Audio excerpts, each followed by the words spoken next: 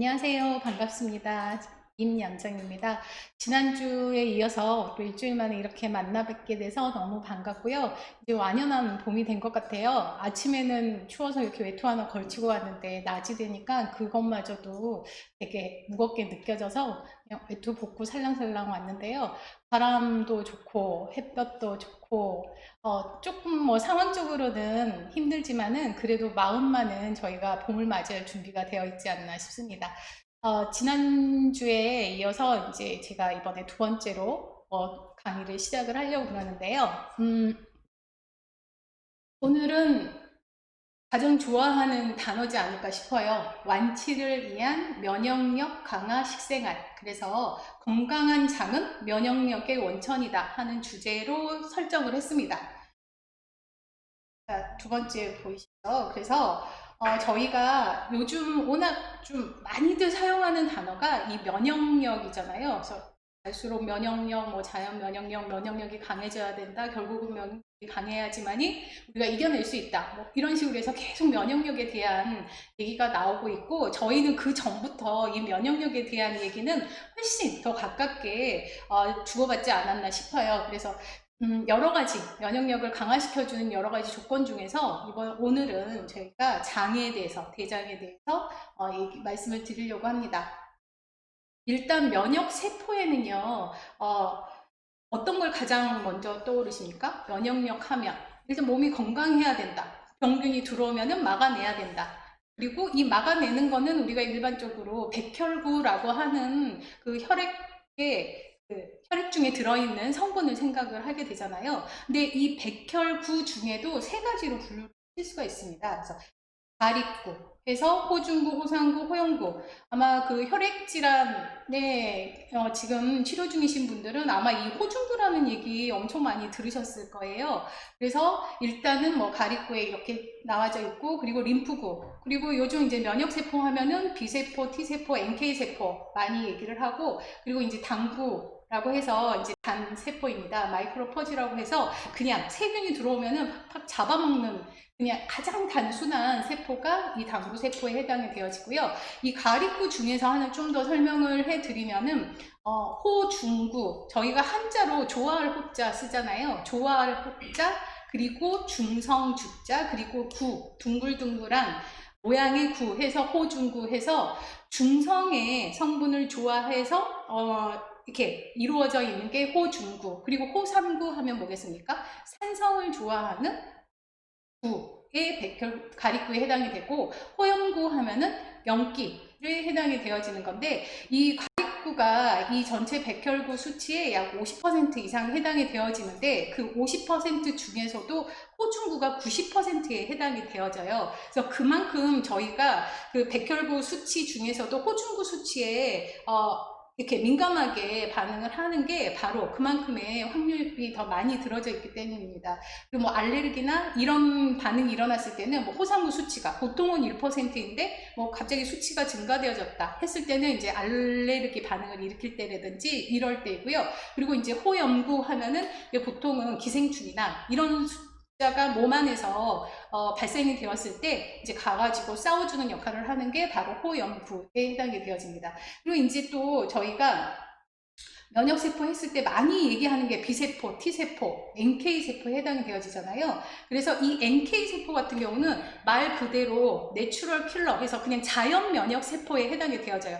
그래서 저희가 응애 아기가 태어났을 때 엄마의 모유를 꼭 일주일, 초유는 꼭 먹여라 하는 이유가 바로 엄마의 모유에 가장 많이 들어져 있는 게 바로 이 NK세포 때문에 해당이 되어지는 거고요. 그리고 이제 T세포는 어떤 병균이 들어왔을 때 그 균에 대한 정보를 읽는 게 T세포, 그리고 이 정보를 읽어서 이걸 대항할 수 있는 어떤 항체를 만들어주는 게 B세포에 해당이 되어집니다. 그래서 일단 백혈구, 면역력을 강화시켜주는 혈액성분 중에서 백혈구는 이렇게 세 가지로 분류를 시킬 수 있다라고 보시면 되고요. 그리고 이 세포들이 하는 역할들이 좀 재밌는 그림이 있어서 이제 제가 가지고 왔는데요. 일단은 병균이 들어와요. 그러면은 호중구 나가죠. 그리고 당구세포 나가죠. 마이크로포지 나가죠. 그리고 나서 NK세포가 나가거든요. 그래서 막 병균하고 싸우다가 이제 마이크로포지가 너무 이제 세균이 많이 들어왔을 때 T세포에게 정보를 전달을 하는 거예요. 아, 얘는 모양이 이렇게 생기고 어떤 성질을 가지고 있으니 이거에 대한 항체를 빨리 만들어줘 하고 정보 전달을 하면은 이 T세포가 B세포에게 전달을 하는 거죠. 그러면 B세포가 이 균을 이길 수 있는 어떤 항체들을 만듭니다. 그리고 나서 빵 하고 미사일을 쏘면은 균이 죽는, 이렇게 해서 이제 면역력 강화가 되고 저희가 질환에서 벗어날 수 있는 이 메커니즘이 바로 이런 그 앞에서 봤던 그런 각각의 면역 세포들에 의해서 이루어지는 거라고 보시면 돼요. 그럼 이제 앞에서는 그냥 전반적인 내용으로 했는데요. 그럼 저희가 조금은 좀 정의적으로 그냥 단어, 이런 좀 국어학적인 단어로 정리를 해보면, 일단 면역력이란 인간이 생존하는 한순간도 멈추지 않는 자연 치유 시스템입니다. 그러니까 저희가 이렇게 하다가 어디 가다가 못에 휙 이렇게 상처가 났어요. 그러면 어떻습니까? 이 상처가 그냥 낫는 거는 아니죠. 처음에 이렇게 아팠다가 그러면 저희가 약도 이렇게 바르고, 그리고 나서 이렇게 좀 흉터가 졌다가 피가 나면은 딱지가 진다든지 이런 식으로 혈액도 응고가 되고 했다가 이게 새살이 돋아나면서 다시 원상복귀하는 그런 시스템이 바로 우리가 아무런 행동을 하지 않더라도 자연적으로 그런 어떠한 상황들이 좀 정리되어지는 게 바로 자연 치유 시스템에서 면역력에 해당이 되어지는 거고요. 그리고 이거는 이제 또 단어로 정리를 했을 때는 외부에서 들어오는 병균에 대해서 저항하는 힘, 이건 정말 국어적인 정의이고요. 그리고 병으로부터 나를 지켜주는 힘, 제가 여기에서 말씀드리고 싶은 거는 바로 이 세 가지입니다. 저희 같은 경우는 일단 치료를 하고 있는 상태잖아요. 그러니까 치료를 하고 있는 상태이기 때문에 건강한 사람이 얘기하는 면역력과 그리고 지금 치료 중에 있는 우리의 면역력은 좀 차이가 나야 된다라고 말씀을 드리고 싶어요. 건강한 사람은 제일 중요한 게 질병 예방이에요. 그래서 지금 뭐 코로나19 뭐 이런 거 얘기할 때도 코로나19에 이겨내기 위해서는 면역력을 강화시켜서 그 균이 들어오더라도 우리 스스로 그걸 이겨내야 된다 하는 게 바로 이거는 그냥 건강한 사람들에 해당이 되어지는 거고요. 그리고 이제 우리 현재 치료 중에 있는 사람이거나 아니면은 어떤 이제 다음 치료를 위해서 준비하고 있는 분들 경우에는 이겁니다. 일단은 나의 질환을 잘 치료가 될 수 있도록 도와주는 역할을 하는 게 바로 저희의 면역력에 해당이 되어지고, 그리고 치료가 끝나고 나서는 다시 더 빨리 회복할 수 있도록 도와주는 역할을 하는 게 또 다른 면역력에 해당이 되어집니다. 나 때는 말이죠. 뭐 요즘 하면은 옛날 사람이라는 얘기 그걸 했는데, 근데 나 때는 말입니다. 저희는요. 벌써 20년 이상이 됐으니까요. 그때는 혈액 질환이 되게 귀했을 때예요.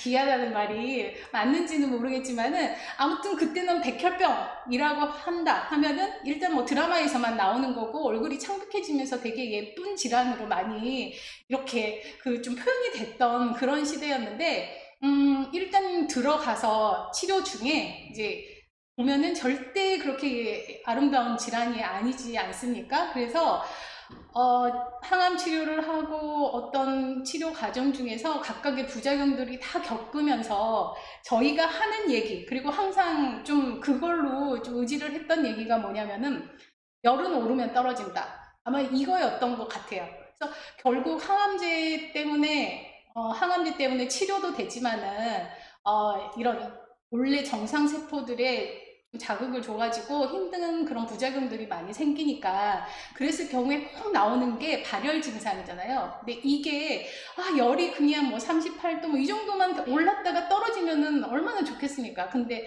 단 한 번도 그러한 뭐 기대를 맞아주지는 않았고 항상 뭐 40도 가까이, 그나마 40도를 넘지 않으면 참 다행이다 하는 생각이 들 정도로 그런 시기였었고, 그리고 어쨌든 그만큼의 열이 올라가고 나면은 그 다음에는 이제 기다리는 것만 떨어지는 것만 기다리면 됐었고, 그리고 백혈구 수치도 마찬가지였죠. 혈액 이렇게 항암 투여하고 나서는 정말 백혈구 수치가 바닥을 치고, 그 바닥을 치고 나서는 점점 그 다음에는 오르기만을 기다렸던, 그래서 언젠가는 그 변곡점이라고 하는 부분이 있잖아요. 떨어지면 오르게 돼 있고 오르면 떨어지게 돼 있고, 그런 한 그 단어에 좀 매달려서 지냈었던 것 같고, 그리고 지금은 뭐 이런 혈액 수치나 이런 게 막 핸드폰으로 다 정보가 오잖아요. 근데 나 때는요, 간호사 선생님 앞에 벽에다가 각각 환자들의 혈액 수치를 쫙 적어줬어요. 그래서 뭐죠? 그 백혈구 수치는 얼마, 혈소판 수치는 얼마, 적혈구 수치는 얼마, 뭐 이게 쫙 나와져 있었고, 그리고 나서 이제 뭐죠? 아침에 일어나서 체중은 얼마 뭐 하는 것도 뭐 기록하고 막 이랬었던 그런 기억이 있는데, 어쨌든 저희는 이렇게 건강한 사람하고 치료 중에 있는 그런 상황들이 조금은 다르니까 이 면역력 부분에서도 그냥 예방 차원이 우리는 아니고 치료를 잘 이겨낼 수 있고, 그리고 다음 치료를 위해서 준비하는 단계를 이렇게 가지는 그런 게 바로 저희의 면역력이라고 하는 거를 조금은 달리 생각을 해 주셨으면 좋겠습니다. 그러면은 어쨌든 우리도 그렇고 건강한 사람도 그렇고 면역력이라고 하는 거는 길러야 되는 거는 맞는 얘기잖아요. 그래서 면역력 강화 키워드를 4가지로 분류를 했습니다. 일단 식사 잘하고 건강 운동 열심히 하고 스트레스 없고, 이거는 그 누구나 다 바라는 그런 그야말로 아주 건강, 몸도 마음도 다 건강한 상태일 때 면역력이 강화되는 거고요. 그리고 이제 2번째로는 체온입니다. 이 체온 부분은 저희가 뭐 1도 떨어질 때마다 면역력 세포가 30% 이하로 떨어진다 하는 얘기는 너무 많이 들으셨을 거예요. 그래서 이걸 비교를 해보면은 저희의 면역 세포라고 하는 뭐 백혈구가 됐던 뭐 아까 여러 가지 그 세포 종류 보셨잖아요. 그 세포가 가장 좋아하는 온도가 36도에서 36.5도, 그러니까 저희의 그 정상 체온에 해당이 되어지는 거고요. 그리고 우리가 아주 싫어하는 그 암세포 애들은 35도, 그러니까 1도 정도 더 낮은 온도에서 가장 활발하게 활성을 하고 있답니다. 그러니까 우리가 뭐 추운 곳에 있다든지 아니면은 뭐 수영장에서 오래 놀고 있었든지 그래서 몸이 으슬거린다 했을 경우에는 이제 체온도 같이 떨어지기 때문에 면역 세포보다는 나쁜 세포들이 훨씬 더 활동을 많이 해서 그 시기에 우리가 걸리는 게 감기가 걸린다든지 이런 질환들하고 좀 만나게 될 수 있잖아요. 그래서 면역력을 강화시키려면은 항상 36.5도라고 하는 체온을 잘 유지를 해야 되고요. 이건 평균적인 온도이기 때문에 나의 온도는 36도가 될 수도 있고 37도가 될 수도 있거든요. 그래서 매일매일 그 체온을 체크를 하시면서 항상 일정한 온도를 갖게 하는 게 가장 중요하다라고 보시면 되고, 조금만 요즘 좀 그렇잖아요. 아침 저녁으로 기온차가 있기 때문에 몸이 좀만 좀 으실거린다 하면은 그냥 겉옷 하나 더 걸치고 뭔가 조금 좀 덥다 하는 느낌이 될 때까지 좀 따뜻하게 하고 계시면 그거 정말로 감기 예방에 많이 도움이 되고 있으니까요. 그렇게 꼭 생활을 하시면 좋을 것 같고, 그리고 이제 장은 일단 나중에 말씀을 드리고요. 단백질 부분 말씀을 드리겠습니다. 지난 시간에도 제가 되게 그 단백질, 다른 거는 몰라도 매 끼마다 단백질만큼은 내 몸무게 곱하기 1g 정도의 단백질은 꼭 섭취를 해야 된다 라고 말씀을 드렸고, 그 단백질을 꼭 섭취를 해야 되는 이유가 뭐였습니까? 혈액을 만드는 그 재료로 사용을 하는 게 단백질이었죠. 단백질이 없으면은 혈액 성분인 백혈구도 만들지 못하고 적혈구도 만들지 못하고 혈소판도 만들지 못하고, 그렇게 되면은 결국 백혈구 수치가 떨어지면은 면역력도 같이 떨어지는 거기 때문에 면역력 세포를 만들 수 있는 온 재료를 부족하지 않게 매 끼마다 잘 섭취를 해야 되는 게 바로 이 단백질. 그래서 이 단백질도 면역력 강화를 하는데 아주 중요한 키워드에 해당이 되고요. 마지막에 이제 마지막은 아닐 것 같아요. 장도 그렇고 여기 하나 더 더하면은 점막입니다. 일단 점막부터 여기에는 없지만 살짝 말씀을 드리면, 점막이라고 하는 거는 그냥 막이에요. 세포막이에요. 우리가 지금 머리에서 발끝까지 다 점막으로 덮어져 있다라고 보시면 되거든요. 여기 있는 거 피부, 이것도 점막이죠. 그 다음에 두피, 이것도 점막이죠. 그 다음에 각막이라고 해주세요. 눈에 이 각막도 점막이죠. 코 여기 코털이나 이런 것들 다 코 안에 그 점막을 보호하기 위한 그런 거잖아요. 그리고 입안에도 다 점막. 그래서 피곤하거나 그러면 껍질이 벗겨지는 거, 그것도 점막이 벗겨지는 거거든요. 그리고 요 소화기관, 요거는 우리가 눈에는 보이지 않지만은 안에도 다 막으로 형성이 되어져 있어서 정말로 본체들은 보호되어져 있는 그런 상태라고 보시면 되십니다. 이양 라떼 얘기가 나왔으니까요. 저 라떼 얘기 하나만 더 할게요. 이 점막에 관련돼서 말씀드릴 게 있는데, 저희가 이제 골수 이식을 했습니다. 지난주에 혹시 모르신 분을 위해서 제가 한번 살짝 설명을 드리면, 남편이 20년 전에 급성 골수성 백혈병으로 골수 이식을 받았어요. 누나 골수 이식을 받았는데, 이제 골수 이식을 받기 위해서는 무균실로 들어가잖아요. 무균실로 들어가서 항암제 열심히 이렇게 먹고 복용하고, 그리고 나서 이거 복용한 게 너무나 힘들어가지고 구토가 나면은 간호사님 오셔가지고 여기 구토물 이렇게 확인하면서 혹시 약이 있는지 없는지 확인한 다음에 약이 있으면 그만큼의 약을 또 주는 거예요. 네, 그래야지만이 어쨌든 그 함량이 들어가야지만이 이게 제대로 다 없어질 수 있는 그 치료 과정이기 때문에 그렇게 하고 했었는데요. 제가 이제 그때 막 청소하고 있을 때, 이제는 뭐 구토하는 것도 일상적인 어떤 그런 시점이 있을 때 구토를 하더라고요. 그러면은 항상 저희 하는 거 있잖아요. 구토 시작했다 그러면은 그때 바로 이거 뭔가를 바구니를 갖다 대야 되거든요. 그래야지 그 안에 걸 또 확인을 해야 되니까.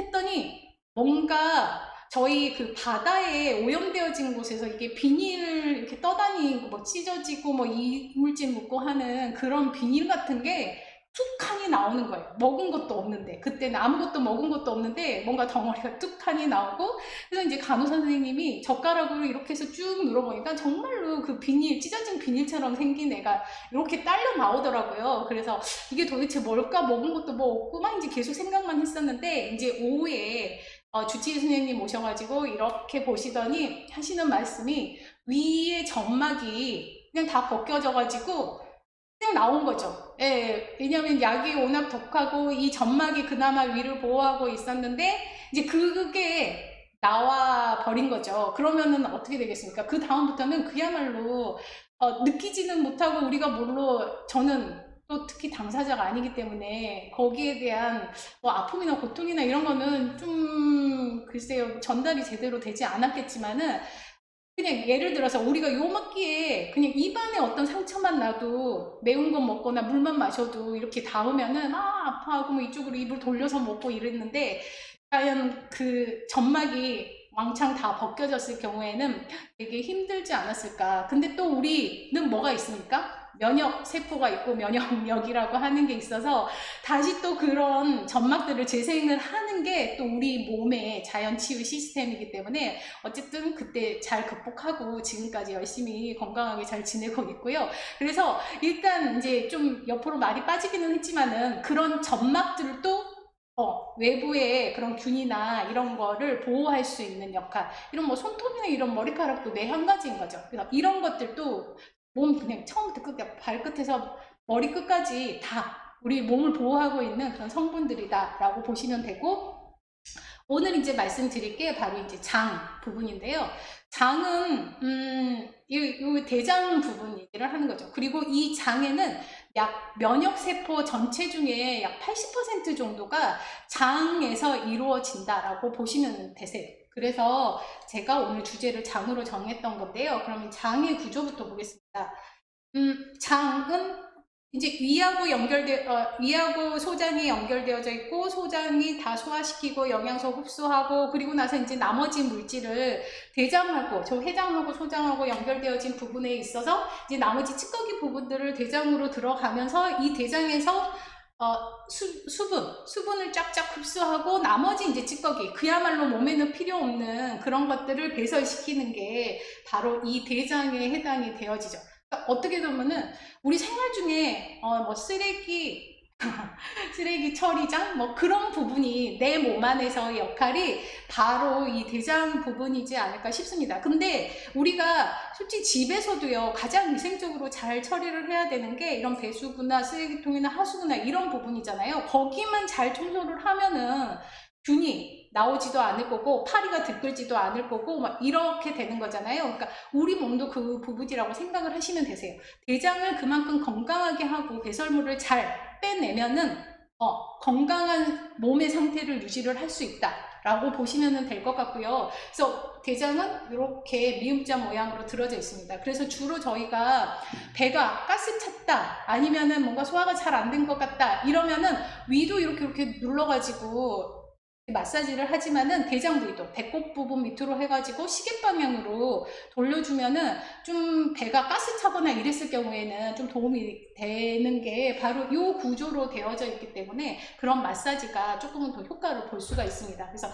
일단 대장은 이렇게 되어져 있고, 대장의 역할은 배설물 그리고 수분을 흡수하는 역할을 하는 게 대장이다 하는 부분이고요.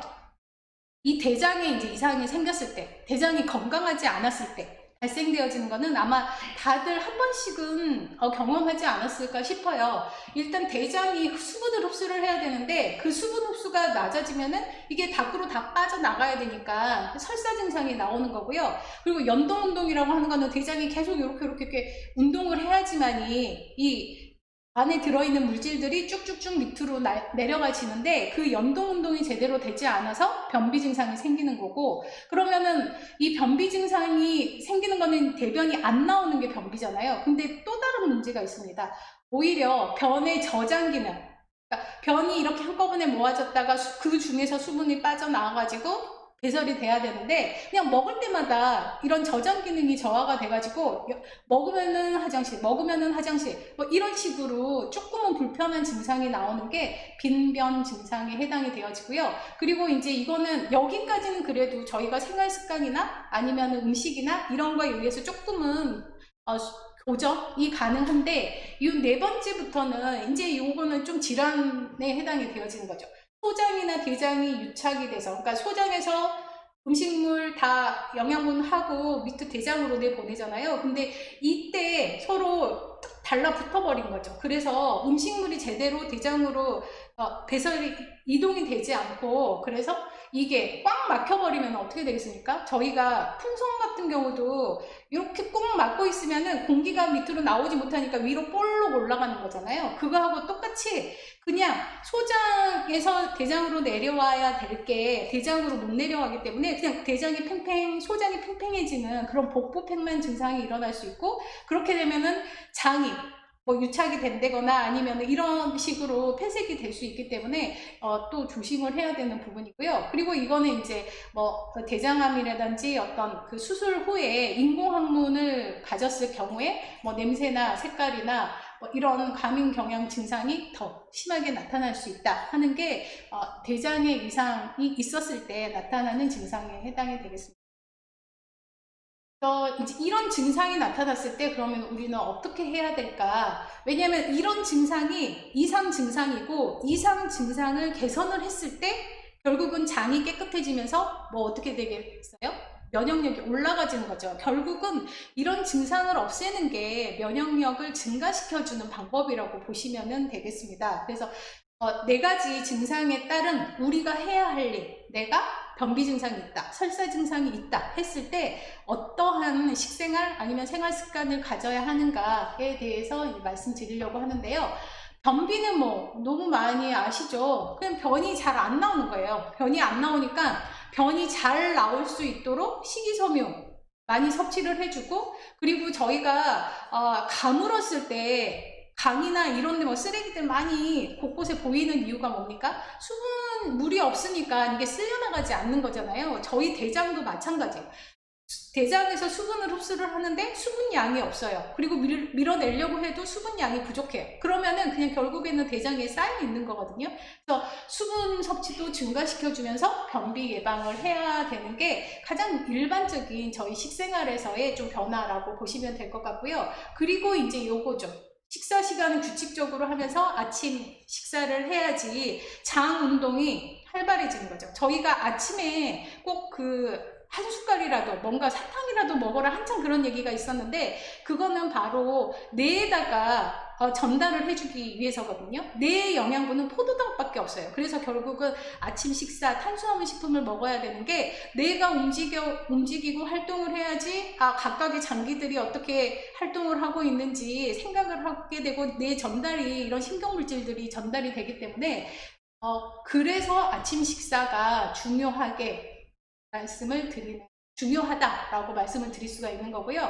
뭐 이거는 너무나 당연한 얘기죠. 뭐 규칙적인 배변 습관, 적당한 운동, 오히려 제가 얘기하면은 뭐 입만 아픈 그런 내용들이 해당이 되어지니까요. 일단 변비 증상이 있다 했을 때는 채소나 과일이나 뭐 콩이나 아니면 버섯이나 뭐 이런 것들로 섬유질 섭취를 늘려야 되고 또 수분 섭취 늘려야 되고, 일단 그 두 가지만이라도 실천을 해 보시면은 변비 증상은 완화될 수가 있습니다. 그리고 이제 반대 증상이죠. 설사 증상이 나타났을 경우에는 어떻습니까? 아까 대장에서 수분을 흡수를 해야 되잖아요. 근데 이게 흡수가 제대로 되지 않고 그냥 바로 쫙쫙 나와버리는 수분 자체가. 그래서 저희가 설사 증상이 있을 때 가장 먼저 걱정을 하는 게 탈수 증상이에요. 왜냐면은 흡수돼야 되는 수분이 다 밖으로 빠져나오기 때문에 몸은 항상 뭐 55에서 60% 수분을 보유를 하고 있어야지만이 우리 신체가 건강한 그 구성의 비율이잖아요. 근데 수분이 제대로 흡수되지 않았을 경우에는 뭐 50% 이하로 떨어진다든지 이러면은 그야말로 또 다른 어떤 질환이 발생이 될 수가 있기 때문에 설사 증상이 나타났을 때는 꼭 수분을, 그냥 다른 음식은 못 먹더라도 수분 섭취는 꼭 해야 되는 거 기억을 하셔야 되고요. 그리고 뭐 이건 너무 당연한 얘기죠. 소화가 잘 되는 음식으로 섭취를 해야 된다. 왜냐하면 결국은 소장에서 영양분이 제대로 흡수가 되지 않고 그냥 쫙 하니 그냥 직집 하는 그런 느낌으로 설사가 되기 때문에 소화가 잘 되게 해서 조금은 흡수되어지면서 대장으로 내려오게 해야 되는 게 바로 이 설사를 예방하는 방법에 해당이 되고요. 그리고 이제 빈변, 그러니까 먹었다 하면 화장실, 먹었다 하면 화장실. 이래서 이럴 때는 오히려 식사 시간을 규칙적으로 하고 뭐 꼭꼭 씹어 먹고 잘 흡수되게 하고 하면은 또 이 빈변의 증상은 조금 어느 정도 감소시킬 수가 있습니다. 그리고 복부 팽만 같은 경우에는 왜냐면 먹으면은 배가 가스 찬 듯한 느낌이 들고 소화가 되지 않고 뭐 이런 것들, 우리 그 소화불량 뭐 이런 증상으로도 많이 말씀을 하시잖아요. 그래서 가능한 한 적게 먹고 꼭꼭 씹어 먹고 이게 흡수되게 하고, 그러면서 가스나 이런 것들이 발생되지 않게 뭐 복부 마사지를 한다든지 이런 식으로 해서 조금은 그 증상들을 감해줄 수 있는 거고, 그리고 또 이제 한 가지 방법으로는 아예 금식, 조금 이 소화 운동 그 기간을 좀 쉬게 해주는 거죠. 좀 휴식 시간을 갖게 해주는 또 복부 팽만이나 이런 소화가 잘 되지 않았을 때의 그 방법입니다. 그래서 한창 그 간헐식 단식, 이게 실은 어떻게 보면은 다이어트 방법이 아니고요. 그냥 내장을 좀 쉬게 하는 시간을 갖게 하는, 좀 건강을 유지하기 위한 좋은 방법이긴 해요. 근데 워낙 뭐 시간을 16시간이라든지 뭐 18시간이라든지 이런 게 너무 길어졌을 경우에는, 또 하루에 세끼 식사가 제대로 되지 않았을 경우에 뭐 열량 감소라든지 이런 것 때문에 또 다른 증상이, 특히 우리 같은 경우는 매번 그렇게 세끼 식사가 정확하지 않고 먹는 양이 많지 않았을 경우에는 실은 간헐식 단식이 저희에게는 절대로 맞지 않습니다. 그래서 수시로 먹을 수 있게 해야 되는 게 저희의 방법이고, 이제 여기에서 혹시라도 복부 팽만이나 이런 게 너무 심했을 경우에는 금식이나 이런 부분도 좀 이런 증상을 완화시켜 줄 수 있는 방법 중에 하나이다 라고 보시면 될 것 같아요. 이렇게 이제 4가지에 대한 증상 말씀드렸고요. 그러면은 이제 설사에 좋은 음식. 아까 앞부분에서 첫 번째로 저희가 대장에 이상이 있었을 때 나타나는 증상으로 설사 얘기를 드렸잖아요. 그래서 설사에 좋은 음식, 그리고 설사를 예방하려면은 소화 잘 되는 음식, 수분 섭취해야 된다. 이렇게 말씀드렸는데, 소화 잘 되는 음식이 무엇인지에 대해서 말씀을 드리면 요겁니다. 저지방 식품, 그리고 식물성 단백질, 그러니까 저지방 식품, 저지방이면서 단백질 식품이어야 되고요. 그리고 식물성, 그러니까 식물성이 대표적인 게 두부나 콩이나 요거 해당이 되어지잖아요. 그래서 실은 단백질이 부족했을 경우에도 이렇게 배변이 잘 만들어지지 않아요. 이렇게 형태를 갖출 수 없는 그런 상황이 되기 때문에 이런 단백질 식품도 꼭 같이 섭취를 해야 되고, 이렇게 소화 잘 되는 단백질 식품 하면은 두부나 반숙 달걀이나 흰살 생선이나 닭가슴살 같은 결국은 이 지방이 낮게 들어져 있는 거잖아요. 그래서 이런 식품들을 이용을 하면 되고요. 반숙 달걀 같은 경우는 저희가 달걀을 쪄서 먹으면은 가장 소화 흡수가 잘 되는 게 반숙, 그리고 그 다음이 완숙, 그리고 그 다음이 달걀 후라이거든요. 이 달걀 후라이가 가장 소화가 잘 안 되는 이유는 결국은 지방 섭취가 되기 때문에, 지방은 가장 그 소화되어지는 시간이 길어요. 그래서 소화가 잘 되게 하기 위해서는 반숙으로 드시면은 소화 흡수 이런 부분에 좀 더 도움이 될 수가 있습니다.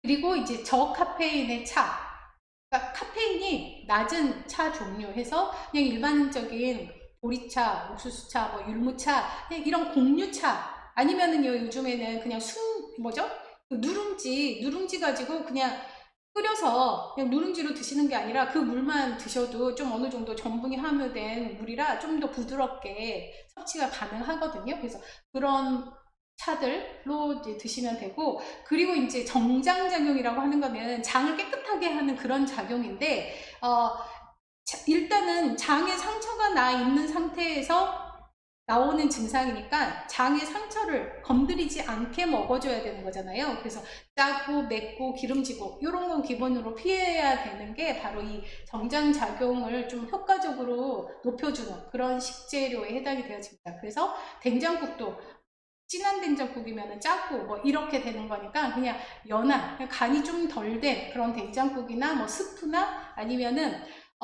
주스는요, 오렌지나 아니면은 뭐 키나 이렇게 산 함량이 많은 것들은 오히려 장에 상처를 줄 수가 있거든요. 그래서 그런 산 함량이 적은 그런 주스들을 활용을 하시면은 조금은 설사에 도움을 줄 수 있는, 왜냐면 저희가 설사 증상이 있다고 그래서 안 먹으면 또 안 되잖아요. 그래서 최소한의 칼로리를 낼 수 있는 그런 식품들을 활용해 보시는 게 설사 중에도 저희는 꼭 먹어야 되는 그런 음식들입니다.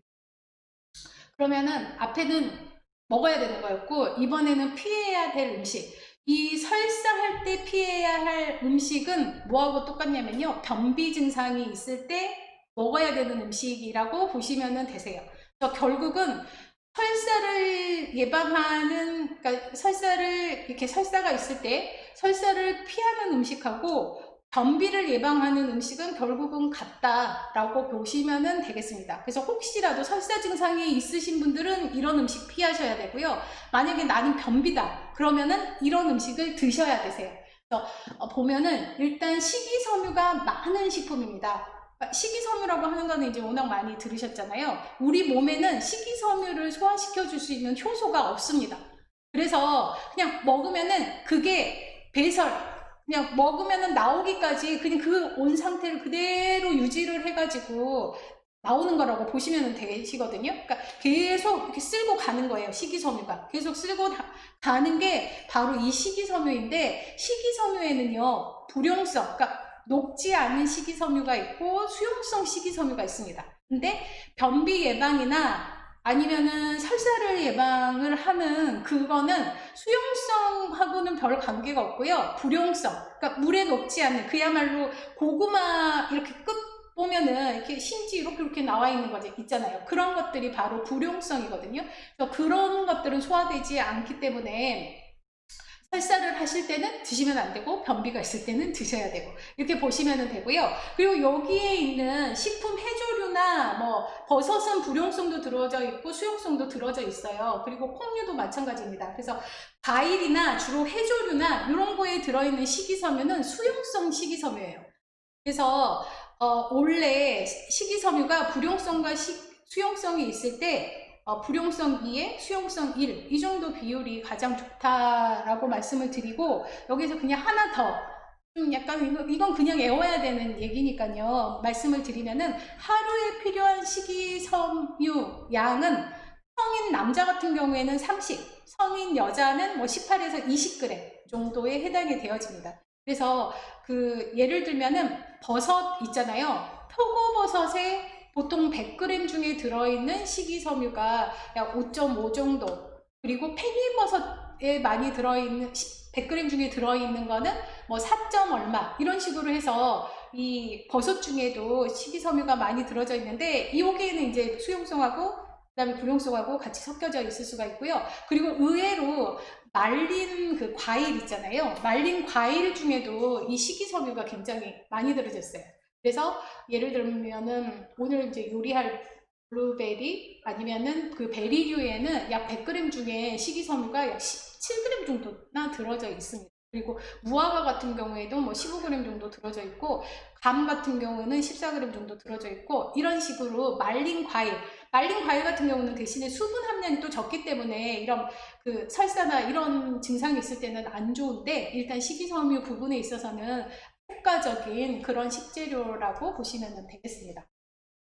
그래서 설사는 피하셔야 됩니다. 그리고 변비 때는 드셔야 되고 하는 게 이런 식품들이고요.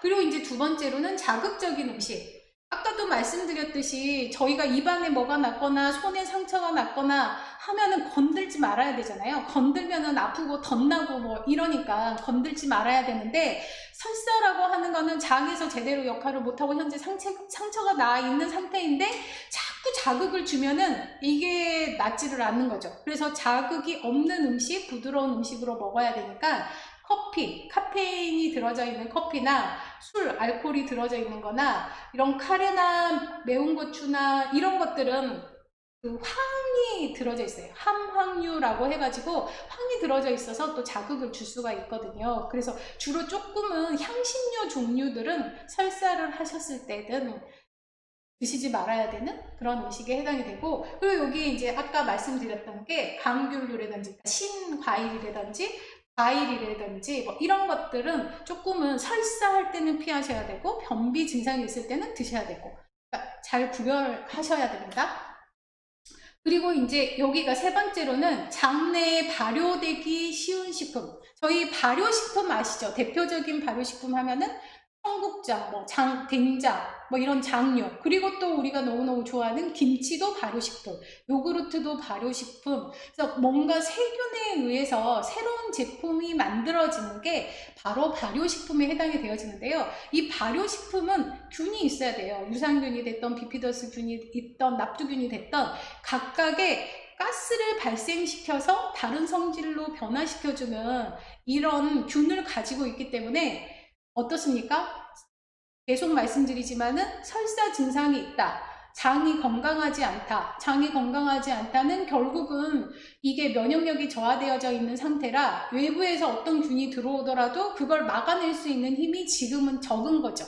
근데 지금 우리가 항상 발효식품에 얘기하는 납두균, 유산균, 비피더스균은 좋은 균이에요. 좋은 균임에도 불구하고 내 면역력이 낮아져 있고 내 대장이 건강하지 않았을 때는 그 균도 들어오면은 결국은 나쁜 균으로 활동을 할 수가 있고 그 제 역할을 제대로 못하게 되는 게 바로 이 발효식품 중에 들어있는 균들 때문이라, 설사 증상이 있었을 때 또 조심해야 되는 게 바로 이런 발효식품에 해당이 되어집니다. 대신에 또 변비는 어떻겠습니까? 이런 발효식품을 잘 드시면은 장에서 활동을 막 균들이 해가지고 또 배변 활동을 잘 할 수 있게 도와주겠죠. 그래서 여기에서 제가 그냥 두 개를 한꺼번에 묶어서 설명을 해드렸어요. 설사에서는 안 좋은 음식이면서 변비에는 좋은 음식이 바로 이런 음식들이니까 증상이 맞게 식품을 좀 잘 선택을 하셨으면 좋겠습니다. 자, 그러면은 변비가 생기는 이유, 이거는 또 아까 앞에서 저희가 설사 부분 보셨잖아요. 그거하고 또 정반대예요. 뭐 식사 내용이나 식사 방법이나 운동 부족이나 약의 부작용이나 약의 부작용도 많이 있죠. 어떤 약을 먹었더니 정말로 변비 증상이 생기는 그런 그 약들도 저희도 되게 많이 복용했었거든요. 그래서 그러면 또 설사하는 약 또 먹고 이런 식으로 조금은 그 부작용에 따른 또 그걸 개선하기 위한 약을 먹으면서 계속 어쨌든 저희도 그렇게 지냈었습니다. 그래서 이런 것들이 이제 변비가 생기는 이유이고요. 그리고 변비 증상은 단계가 있어요. 설사는 뭐 배가 스스로 아프다가 뭐 이제 뭐 이런 각각의 처음에 그 느껴지는 단계들이 있잖아요. 변비도 마찬가지입니다. 일단은 보통 하루에 한 번씩 보거나 이틀에 한 번씩 보거나 규칙적으로 자기의 그 배변의 활동 기간이 있잖아요. 근데 이상하다. 나는 이틀에 한 번씩은 꼭 화장실을 갔었는데 이게 3일이 되고 4일이 되고 일주일이 돼도 이게 화장실 갈 기미가 안 보이네? 그럼 이때부터 이제 변비 증상이 나오기 시작한다 라고 보시면 되고, 그리고 나서 간 것도 같고 안 간 것도 같고 이 화장실만 왔다 갔다 하게 되는 거고, 그리고 이제 모두 일단 뭔가 기분이 있어가지고 화장실을 가서 배변 활동을 한 것 같은데 뭔가 개운치 않고 남아있는 것 같고, 이런 느낌이 결국은 다 우리가 모두들 느끼고 있는 증상들이 바로 변비의 증상입니다. 그래서 이런 변비를 탈출하기 위한 지침, 결국은 또 생활 습관이고 식생활에 해당이 되어지겠죠. 그래서 무조건 하루에 한 번은 의무적으로 배변 활동을 한다. 그러니까 기를 들이는 거거든요. 그래서 내가 아침에 일어나서든지 아니면 아침 식사를 하고 나서라든지 내가 가장 편하게 화장실에서 좀 여유 있게, 시간이 촉박하게 어떤 거에 쫓기지 않고 좀 여유롭게 한 10분 정도는 앉아 있을 수 있는 시간을 정하신 다음에, 그 시간에는 그냥 계속 화장실에 앉아 있으면서 뭐 이렇게 장 운동도 해주고 장 마사지도 해주고 뭐 이러면서 좀 편한 시간을 갖다 보면은, 그 시간대가 되면은 정말로 그 배변의 욕구들이 나와지거든요. 그래서 하루에 한 번 정도는 의무적으로, 아니면 나는 이틀에 한 번, 나의 그 간격에 맞춰가지고 조금은 습관적으로 이 배변 활동을 해야 된다는 얘기이고, 그 바나나 황금변은 아시죠? 그래서 바나나의 크기로 뭐 2개분 정도, 좀 많기는 해요. 그냥 하나 돼도 상관은 없습니다. 그래서 그냥 막히지 않고 슉 시원하게 나오는 그런 양 정도. 그리고 식사량이나 식이섬유가 충분히 섭취됐을 때, 아까도 말씀드렸지만은 이게 먹은 게 결국은 밀어가지고 배변이 돼야 되는 건데, 먹는 양이 적은데 밀어지는 힘이 셀 수가 없잖아요. 그래서 식이섬유든 식사량이든 다 영양 섭취가 되고 배변까지 될 수 있는 식사량으로 식사를 하셔야 된다 하는 부분이고, 물도 마찬가지죠. 대장에서 흡수를 하면서 몸에 필요한 55% 이상의 수분을 함유할 수 있는 그런 수분의 양을 저희가 섭취를 해야 되고, 이 수분 섭취량은 지난 시간에 말씀드렸잖아요. 최소 아침에 기상해서 한 번, 식사 전 30분이든 아니면 식후 30분에 3번, 그쵸? 그러니까 한 끼니에 한 번씩, 그리고 주무시기 전에 한 번, 최소한 이렇게 5번 정도는 수분을 섭취를 해야지 내 몸에서 수분이 부족하지 않게 되어지는 수분 섭취량이라고 보시면 되겠고요. 그리고 이제 타이밍, 화장실 가고 싶다 했을 때 바로 가야지 이게 진짜 변비가 걸리지 않는데, 이 살짝 무슨 일인가 있어가지고 살짝 머물려서 꼭 참아버리면 이게 결국은 가스 발생이 되고 제대로 된 이 배변 활동이 되지 않기 때문에, 특히 변비 증상이 있을 때는 장소 불문, 시간 불문, 그냥 욕구가 생기면은 바로 튀어갈 수 있는 항상 만반의 준비를 하고 계셔야지만이 변비를 예방하실 수가 있습니다. 그리고 마지막으로는 이제 특히 항암 치료 중이거나 어떤 질환 치료 중일 때 변비는 어떻습니까? 결국은 그거 암모니아잖아요. 내 몸 안에 암모니아라고 하는 그런 독성분을 내 몸 안에 가지고 있는 거예요. 그러면 그걸로 인해서 다른 세포들이 죽을 수도 있고 활동을 못할 수도 있고 또 다른 증상들이 나타날 수 있기 때문에, 변비 증상이 이거는 너무 안 되겠다 싶을 때는 바로 병원에 가셔서 의료진과 상의를 하시고 그 다음에 그 처방을 받으셔야지만이 되십니다. 그러니까 나 이제 약 그만 먹고 싶어, 그냥 뭐 식이섬유로 아니면은 식생활로 아니면 운동으로 좀 어떻게 이겨볼래 하는 거는 오히려 위험할 수 있으니까요. 특히 이렇게 항암 치료 중이시거나 아니면 다른 질환 치료 중이실 때 변비 증상, 설사 증상도 마찬가지입니다. 이거 조금 심한데 했을 때는 바로 의료진하고 상의를 하셔서 빨리 개선될 수 있도록 하는 게 지금 변비나 설사가 문제가 아닌 거잖아요. 그 다음 치료를 위해서 효과적인 치료 과정을 이어갈 수 있기 때문에 꼭 요 6번째도 기억을 해 두시면 좋겠습니다. 요거 쾌변을 위한 6가지 습관은요, 워낙 중요해서 앞에 내용 다시 한번 정리한 거라고 보시면 되세요. 탈출 습관이나 쾌변 습관이나 6가지로 똑같습니다. 수분, 식이섬유, 하루 3끼 꼭꼭 잘 챙겨 먹기, 그리고 유제품이잖아요. 발효유. 그래서 이 장 건강을 위해서 활동할 수 있는 유산균 섭취를 해야 되고, 물 섭취하고, 배 마사지하고, 적당한 운동하고.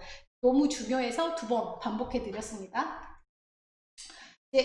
여기가 오늘의 포인트입니다. 정장작용, 앞에서 설사 부분 할 때 그 장을 깨끗하게 하는 작용에 대해서 말씀을 드렸잖아요. 그래서 정장작용의 식재료, 장을 깨끗하게 하는 식재료, 장이 깨끗해지면서 면역력을 향상시켜주는 식재료가 바로 이제 여기에 말씀드리려고 하는 부분인데요.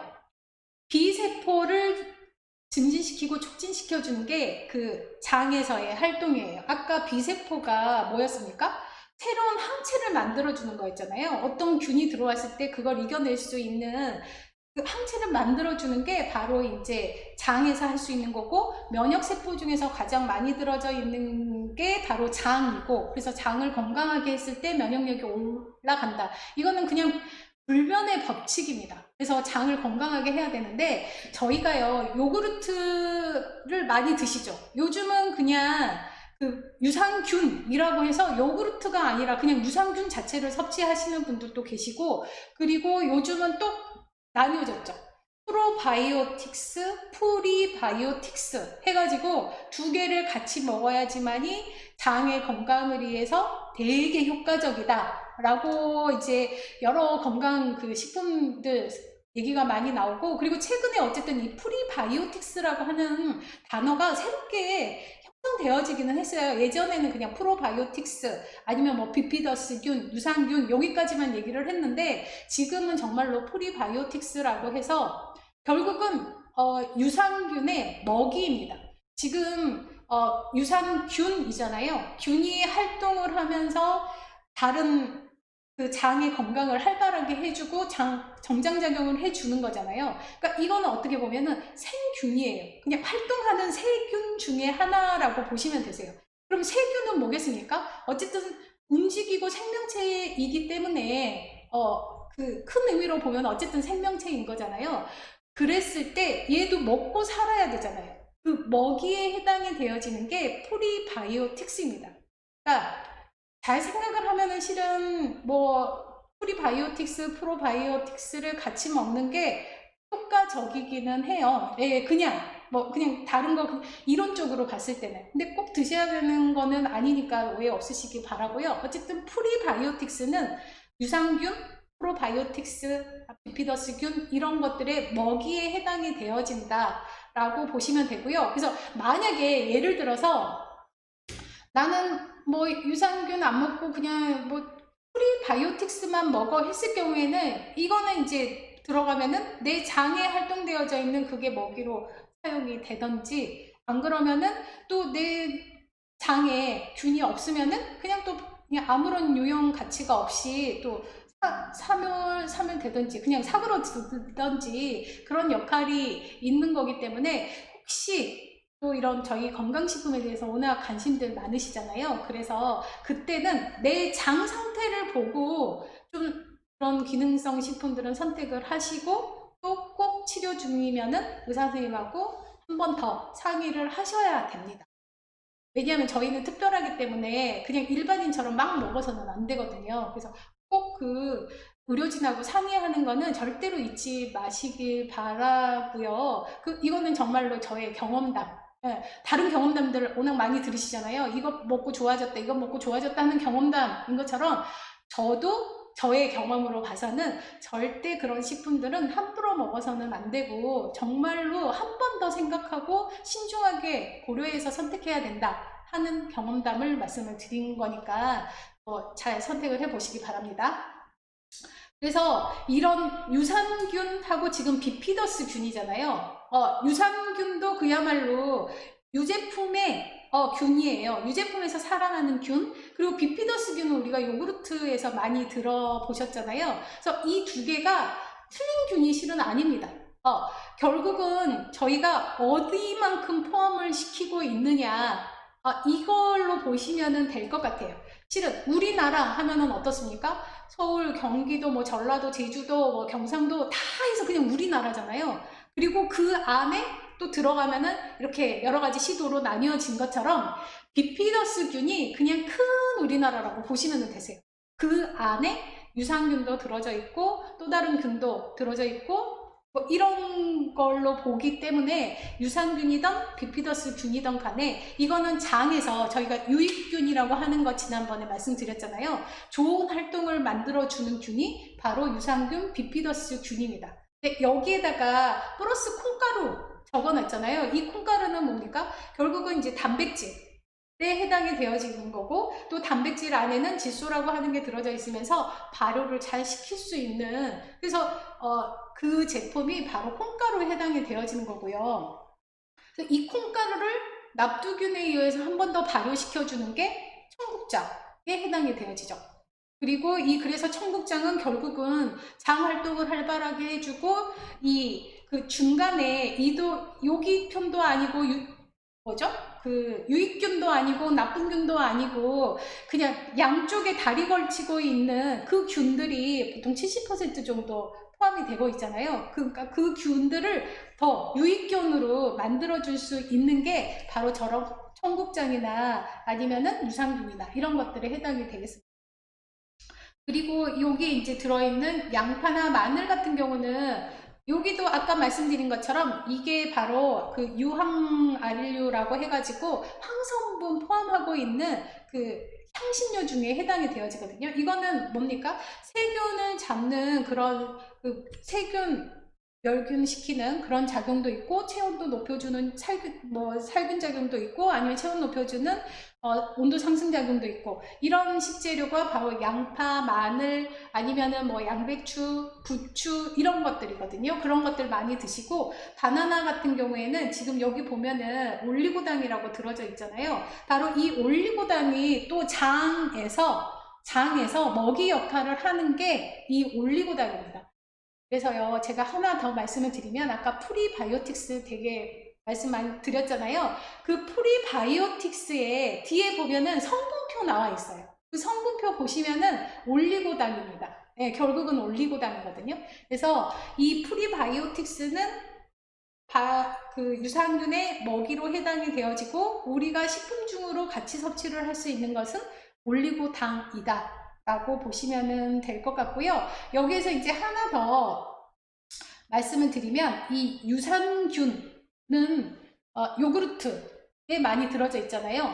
이 요구르트는 언제 드십니까? 이 요구르트 드시는 것, 그리고 유산균을 언제 먹어야 할까 하는 거에 대해서 되게 고민하시는 분들이 계시는데, 유산균은 아무 때나 실은 드셔도 괜찮으세요. 우리가 몸에 들어갔을 때 특별히 뭐 이런 온도나 아니면 다른 작용에 의해서 이 유산균이 쉽게 사멸하거나 그러지는 않거든요. 그러니까 예전에는 이게 뭔가 캡슐에 해가지고 장까지 살아간다. 왜냐하면은 산에 약하니까, 위산 때문에 다 이게 산을돼가지고 장에 가니까 활동을 못하고 다 죽어 내려가니까 아무런 활동을 못하니까 유산균 먹어봐도 별 필요도 없다, 이런 얘기들 많이 하셨는데, 요즘 워낙 기술이 발달이 되어져 가지고요, 웬만한 유산균은 산에 좀 강하게 다 제조가 되어져 있대요. 그래서 어느 때 드셔도 크게 상관은 없는데, 혹시라도 그 뒤에 성분표나 아니면 주의사항이나 섭취 방법이나 이런 것들 있잖아요.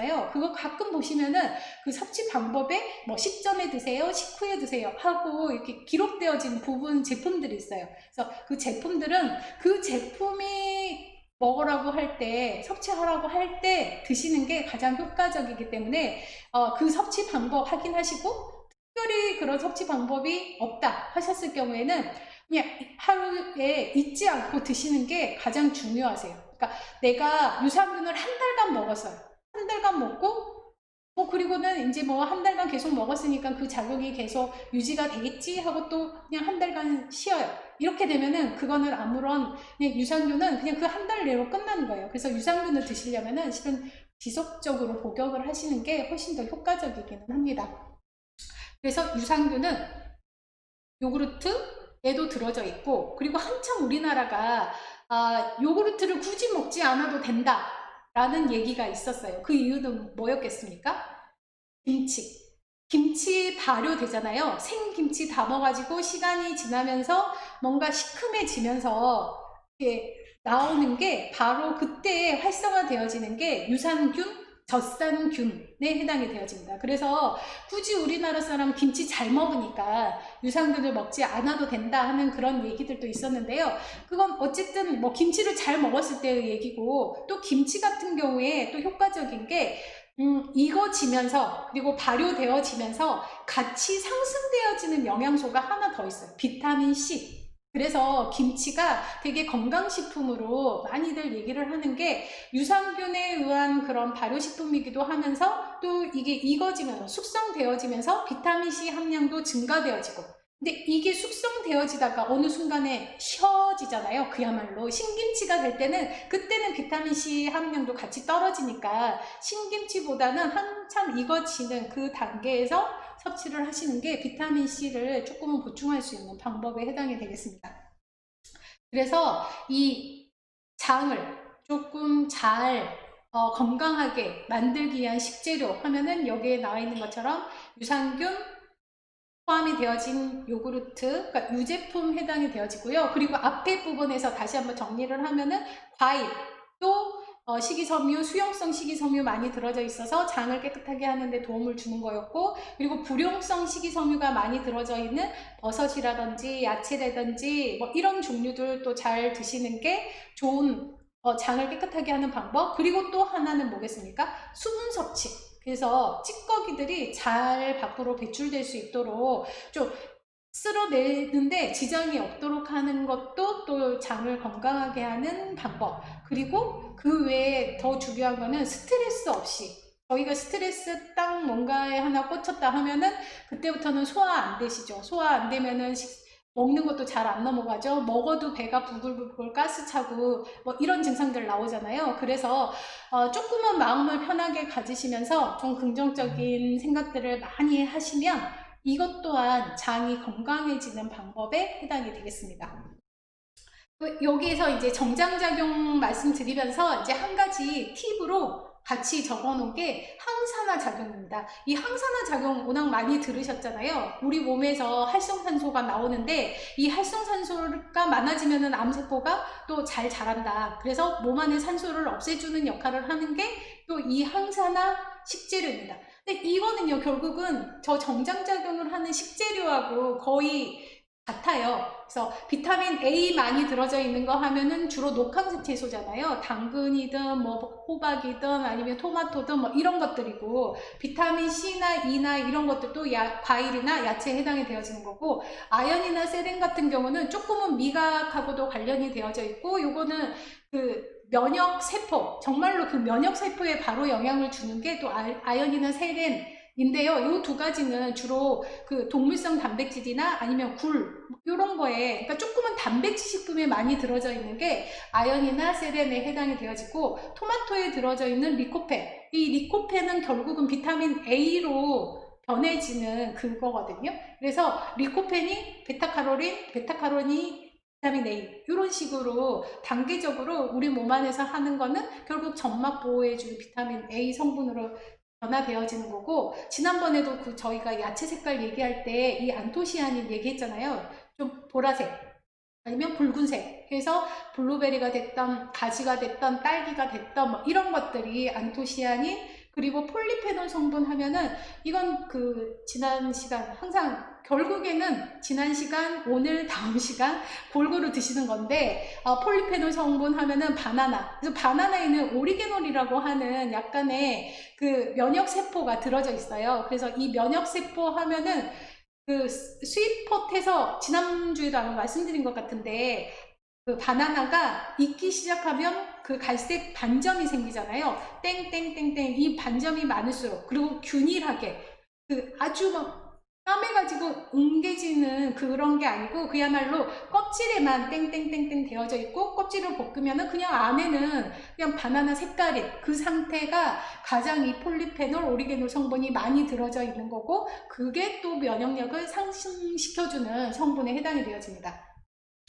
결국 우리 이거 버섯도 말씀드렸잖아요. 수용성 성분이 많이 들어져 있어서 결국 혈액중에 들어있는 남아도는 콜레스테롤을 다시 간으로 되돌려보내는 역할을 하는 게 바로 수용성 식이섬유, 그리고 이 버섯에 많이 들어져 있는 성분입니다. 그래서 정장작용을 하는 식재료이나 항산화 작용을 하는 식재료나 결국은 채소, 과일, 버섯 이 종류들로 잘 섭취를 하시면은 두 가지의 효과를 동시에 보실 수가 있습니다. 이제 질문 답해 드리겠는데요. 일단은 평소 장이 좋지 않고 설사 증상이 있습니다. 커피나 간장을 섭취해도 괜찮을까요? 그리고 설사에 좋은 식품은 무엇인가요? 했는데 아까 이 설사에 좋은 식품은 앞부분에서 먼저 말씀을 드렸으니까 뭐 다시 말씀을 드리지 않아도 될 것 같은데요. 그냥 소화 잘 됐고 자극적이지 않고 그러면 어떻게 되겠습니까? 자극적이지 않는 식품을 드시려면 저희 아까 카페인 얘기했었잖아요. 카페인이 들어있는, 많이는 아니지만은 어쨌든 들어있는 커피, 그리고 좀 짠 간장, 이런 거는 저염식 하시는 게 더 도움이 될 수가 있으니까요. 안 드시는 게 좋은 건 아닙니다. 예, 그러니까 일단은요, 여기에서는 제가 설사에 좋은 식품은 무엇입니까?에 대한 것만 앞부분에서 말씀드렸던 거, 그걸로 대답을 해드리고요. 이 커피나 간장 같은 경우는 그 다음 질문에서 같이 대답을 해드리려고요. 카페인이 들어간 커피나 음료를 마시면 무조건 좋지 않나요? 아니면 매일은 아니더라도 일주일에 한두 번 정도는 마셔도 괜찮지 않을까요? 라는 질문인데요. 일단 나의 상태를 체크를 해 보셔야 될 것 같아요. 그러니까 너무 설사를 계속 하신다든지 아니면 너무 기력이 없어가지고 아무것도 못 드시는 상태라든지 이랬을 경우에는 이런 상황이라면은 안 드셔야지 맞아요. 네, 안 드셔야지 맞는데 그냥 항암 치료 중에 약간 식욕은 없고 그래도 밥은 먹을 수 있고 뭔가 움직일 수 있고 활동은 할 수 있고 전체적으로 뭔가 좀 다운은 됐지만은 그냥 일상생활 하는데 지장이 없으셨을 경우에는 카페인이 무조건 나쁜 거는 아니잖아요. 카페인이 약간의 강장작용도 있고 이뇨작용도 있고 그리고 이렇게 심리를 조금 안정시켜주는 그런 작용도 있고 하기 때문에 카페인이 무조건 나쁜 작용은 아니고요. 하루에 그 섭취 권장량 아니면은 섭취 그 한정량이라고 하는 양이 있습니다. 그게 성인 같은 경우는 400mg 그리고 임산부 같은 경우는 300mg 그리고 어린이나 청소년 같은 경우에는 1kg당 2.5mg으로 우리나라 그 영양 권장량에서 정해놨어요.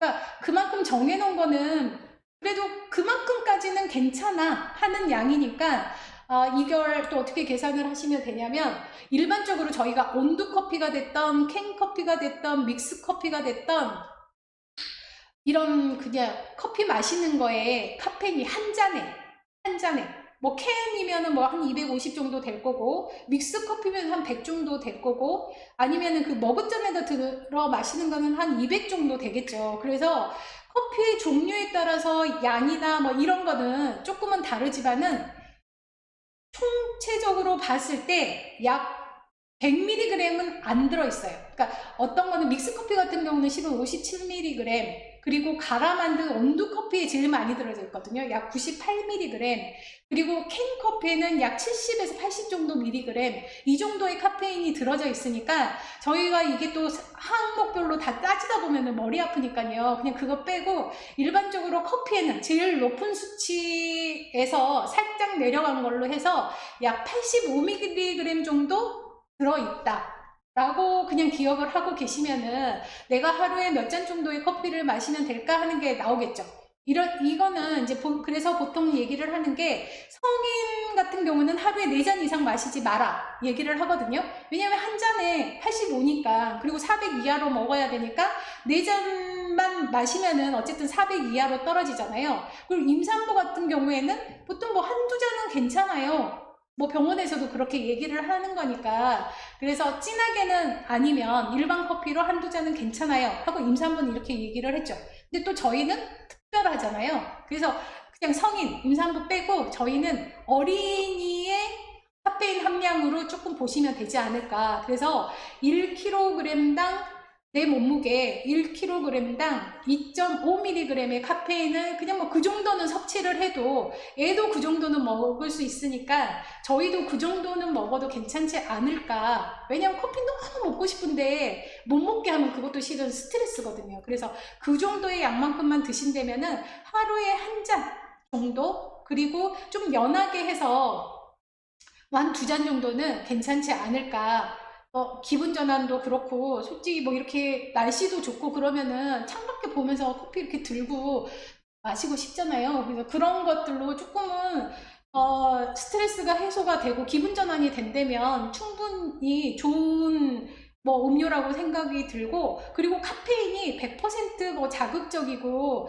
뭐 이렇게 건강을 해치는 그런 작용은 아니기 때문에 내 상황에 맞춰서, 그리고 최소한의 양을 내 몸무게에다가 곱하기 2.5 정도 한다. 그럼 내 몸무게가 100kg이다 하더라도 카페인은 250이니까 임산부보다 더 조금 먹는 거잖아요. 그래서 그냥 그 정도로 계산을 하셔서 한두 잔 정도, 그리고 양 또 걱정이 되시면은 조금은 연하게 해서 드시면은 나쁘지 않는 기호식품입니다. 예, 결국 뭐 커피도 기호식품이니까요. 그래서 전 무조건 아니라고는 말씀 안 드리고, 어쨌든 현재 내 상황에 맞춰서 한 잔, 두 잔 정도는 잘 선택을 하셔서 드시는 거는 나쁘지 않다 하는 게 이제 제가 말씀드릴 수 있는 답이고요. 이제 다른 질문 이제 올라와 있는데요. 남편이 골수 형성 이상 증후군 한우인데 쭈꾸미 먹어도 괜찮을까요? 김치는 1분 정도 데워 먹어도 괜찮을까요? 이랬는데요. 일단 지금은 백혈구 수치가, 네, 백혈구 수치가 조금은 확인이 돼야 될 것 같아요. 어쨌든 골수에서 제대로 된 백혈구든 아니면 혈액세포가 나오지 않는 상태에서는 무조건 실은 조심하시는 게 맞는 얘기거든요. 조심한 게 그냥 괜찮겠지 하고 약간 객기로 드시는 것보다는 조심하시는 게 훨씬 낫습니다. 그래서 쭈꾸미 같은 경우도 저는 그렇게 권해드리고 싶지는 않아요. 왜냐하면은 이제 저도 같은 혈액질환이었기 때문에 해산물에는요 알지 못하는 바이러스가 많아요. 예, 그래서 특히 고기는 기름기 없는 부분으로 먹어라, 뭐 이렇게 아니면 하지만은 어패류 종류는 안 드시는 게 좋습니다라고 말씀을 많이 듣고 책에서도 그렇게 나와 있고 저도 그렇게 말씀을 드리고 싶어요. 그래서 지금 이제 뭐 5월달 되면은 한참 뭐 쭈꾸미 축제도 있었을 거고 뭐 있었었고 이제까지, 그리고 쭈꾸미도 되게 많을 때고 또 이렇게 많이 나올 때는 맛있을 때라 좀 드시고 싶으시겠지만은, 만약에 치료 중이시라면은 저는 조금은 올해는 한번 참고 내년으로 좀 넘겨보시는 게 좋지 않을까. 그리고 김치를 1분 정도 데워 먹어도 괜찮을까요? 하셨는데, 김치를 데워 드실 정도면은 지금은 조금 백혈구 수치 때문에 조심해야 되는 시기가 아닌가 하는 생각이 들어서 쭈꾸미는 안 드시는 게 좋을 것 같고요. 김치를 왜 데워 드시는지 조금 궁금하기는 해요. 정말로 백혈구 수치가 낮아서 생식품이 안 돼서 데워 드시는 건지. 근데 김치 같은 경우는 유산균이잖아요. 유산균이 잘 발육되어지는 온도가 45, 50 이런 납두균이나 이런 균들이 잘 자라는 온도거든요. 그래서 그 균에서 잘 형성되어지는 게 이런 균이기 때문에 오히려 1분 정도 데워 드시면은 유산균이나 이런 거는 좀 활동력으로 많아질 수가 있겠죠. 그러면 제가 또 여쭤보고 싶은 게, 현재 백혈구 수치가 낮았을 경우에는 1분 정도 데워 드시는 것도 안 된다는 얘기거든요.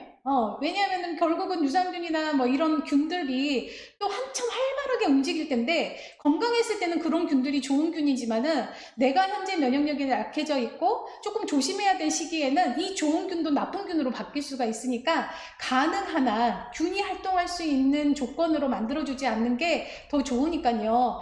만약에 백혈구 수치가 낮아서 김치를 1분 정도 데워 드신다면 데워 드시지 말고 생김치 드시지 말고 그냥 김치찌개로 해서 드시던지 아니면 김치찜을 해서 드시던지 이렇게 해서 드시는 게 훨씬 더 안전하게 해서 드실 수 있으세요. 그러니까 일단 백혈구 수치가 낮았을 경우에는 맛이나 영양보다도 위생적인 게 1번입니다. 네, 다른 부분 같은 경우는 그냥 영양적인 부분을 더 많이 권해드리거든요. 왜냐면 내 몸에 들어가서 영양소가 들어가야지 신진대사든 에너지대사든 각각 내 몸이 활동을 하게 되는데, 실은 백혈구 수치가 낮았을 경우에는 위생 부분이 제대로 되지 않으면은 영양적인 부분은 뭐 이루어질 수가 없는 상황이니까요. 그래서 이 첫 번째 질문하신 분은 지금 현재 상황 백혈구 수치가 낮았을 경우는 그냥 무조건 끓여 드시고, 과일은 안 드시던지 껍질 잘 깎아 드시던지, 그 특히 이 백혈구 수치 낮으셨을 때 조심하셔야 되는 부분이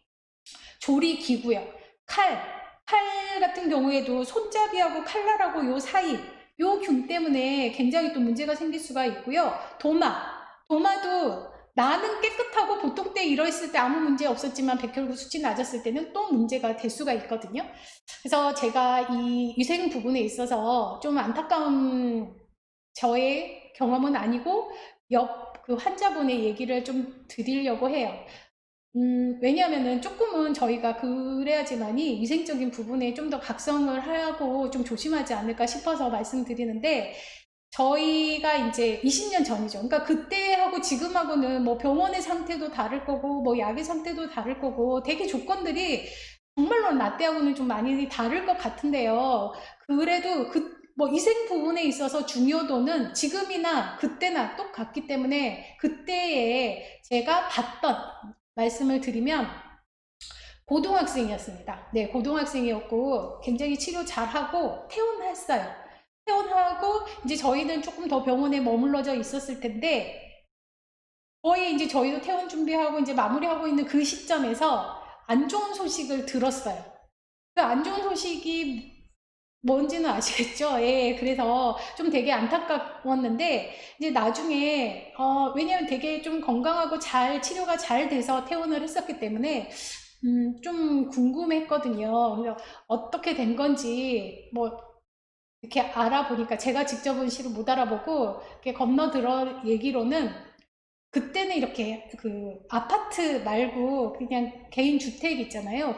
겨울이었으니까 개인 주택에서 그냥 목욕탕에 천정에 있는 곰팡이를 제대로 확인을 못했다고 그래요. 그래서 결국은 곰팡이균에 의해서 감염이 돼가지고 좀 결과적으로 이제 안타까운 일이 있었는데, 이 위생 부분은 어디에서 우리에게 도사리고 있을 줄 모르거든요. 그래서 실은 음식 부분도 그렇지만은 특히 백혈구 수치 낮았을 때는 위생적인 부분, 주변 환경 부분, 소독하는 거. 요즘 뭐 소독하는 거는 요즘 또 다들 뭐 전체적으로 지금 다들 조심하고 있지만은 특히 백혈구 수치 낮았을 때는 더욱더 조심하셔야 되니까요. 김치 데워 먹을 정도면은 안 드시는 게 낫습니다. 네. 다음 이제 두 번째 질문은요. 유방암 한우이시고 표준 치료 후에 이제 항호르몬제 복용 중입니다. 정상 체중 유지를 위해 체중 조절을 해야 하는데 호중구 수치가 항암 치료 때보다 더 떨어져서 문제입니다. 체중 조절도 하고 호중구 수치도 올릴 수 있는 식단은 무엇인지 궁금합니다. 그리고 해독 주스가 도움이 되는지 궁금합니다. 이랬는데요. 호중구 수치 올리고 체중 조절하고 이거는 무조건 단백질. 하루에 필요한 내 단백질 식품을 드시면은 일단은 호중구 수치도 혈액의 성분이잖아요. 그 성분을 만드는 게 결국은 단백질이기 때문에 오를 수 있고, 그리고 이 단백질 같은 경우는 이런 세포를 만드는 구성소 역할도 하지만은 열량소 역할도 하거든요. 그래서 이 역할이 두 개가 있는데요. 실은 이 단백질 역할을 제대로 하려면은 탄수화물도 적당히 드셔주셔야 되세요. 그래야지 열량의 일을 하지 않고 이 세포 구성을 하는 구성소 역할을 하는데 단백질이 집중할 수 있도록 탄수화물 식품을 드셔줘야 됩니다. 근데 여기에서 체중 조절을 위해서 탄수화물 식품을 어떻게 드시느냐가 중요하거든요. 예를 들어서 나는 하루에 그냥 밥은 별로 나는 안 먹어. 살찔 것 같아서 밥 안 먹어. 근데 간식으로 고구마 1개, 그리고 조금 추출하니까 사과 1개, 그리고 밥을 안 먹었더니 기운이 없어서 뭐 빵 하나, 이렇게 드시면은요, 밥 드시는 것보다 훨씬 많은 칼로리 섭취가 되세요. 그래서 탄수화물은 체중 조절을 위한 탄수화물 식품은 다른 거 드시지 말고 하루에 밥 3끼만 드시면은 체중 조절 정말로 되십니다. 네, 그리고 그런 거 있잖아요. 믹스 커피라든지 우리가 무심결에 먹는 그런 탄수화물 식품 있거든요. 아니면 뭐 뻥튀기, 아니면 팝콘, 이런 것들. 그리고 이제 또 하나 조심하실 게 튀김. 그냥 뭐 튀김 하나 이거 한쪽 먹으면 뭐 얼마 체중 되겠어? 하는데 그게 결국은 체중으로 이렇게 증가시켜주는 원인식품이 될 수가 있으니까요. 호중구 수치를 높이기 위해서는 일단은 단백질 식품은 매 끼니마다 내 손바닥의 절반 정도예요. 두부 3분의 1모가 됐던 닭가슴살 70g이 됐던 아니면은 또 뭐 달걀 1개가 됐던 이런 식으로 매 끼마다 드셔주시고, 그리고 식단은 저희가 지난 시간에 빨간색, 노란색, 파란색 했었거든요. 그때 밥 하나 그리고 야채 2개. 그래서 이 야채가 하루에 총 섭취돼야 되는 양이 350g. 그러면은 아까 말씀드렸잖아요. 식이섬유가 섭취되면서 배변 활동 활발하게 하고 배설 잘 되게 하고 장 건강하게 하고, 저희가 그 숙변이라고 하는 것들이 내 장에 머물러지지 않으면은 자연적으로 체중 감소 되어지고, 여기에 플러스 운동 하시면은 체중 조절은 생각보다 빨리빨리 변화는 없지만은 일주일에 0.5kg, 그러니까 500g씩, 그래서 하루에 0.1kg, 100g씩만 이렇게 감소되어지면은요, 한 달에 2kg를 목표로 하시면은 이게 점차적으로 처음에 오히려 체중 빠지기가 힘들다가 나중에는 이게 또 자리를 잡아지거든요. 그렇게 해서 체중 조절을 하셔야 되고, 일단은 지금 체중이 어느 정도인지 이렇게 확인을 하셔야 되는 게, 이것도 지난 시간에 실은 말씀드렸던 건데요. 내 키에서 100을 빼세요. 거기에다가 곱하기 0.9를 하시면은 내 기준 체중입니다. 그러니까 예를 들어서 내 키가 160이다. 그러면 거기에서 100을 빼요. 그럼 60이죠? 그럼 60에다 곱하기 0.9를 해요. 그러면은 54kg가 저의 기준 체중이에요. 근데 이 기준 체중 그야말로 기준인 거고, 건강 체중 하면은 이 기준 체중의 플러스 마이너스 10%. 그래서 약 49에서 59kg까지면은 나는 아주 건강한 상태의 체중입니다. 그래서 현재 나의 몸무게가 이 범위 안이라면은 그냥 이 범위 안에만 잘 조절될 수 있도록 하시면 되세요. 특별히 더 빼실 필요도 없고 더 뭐 증가하게 더 드실 필요도 없고, 그냥 지금처럼만 이렇게 드시고 활동하시면 되는 건데, 이것보다 더 넘어졌다 하셨을 경우에는 운동하시고 탄수화물 식품, 특히 탄수화물 식품을 조심을 하셔야 되세요. 무식 중에 먹는 탄수화물 식품을 조심을 하셔야지만이 그게 지방으로 변화되지 않습니다.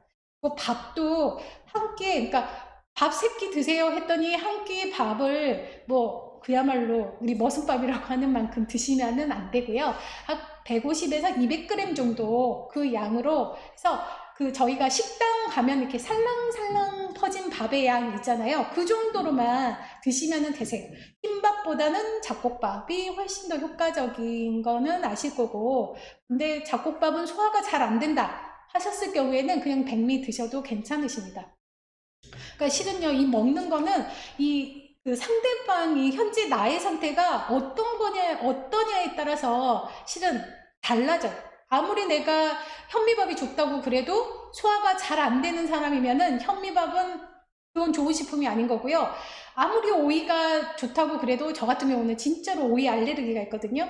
아무리 좋은 오이라지만 저는 오이를 먹으면은 그거는 그야말로 알레르기 반응이 일어나고 뭐 가렵고 하는 그런 아주 나쁜 식품이 되기 때문에 나에 맞는 그런 식재료를 효과적으로 드시는 게 가장 건강한 식단이라고 보시면 될 것 같고요.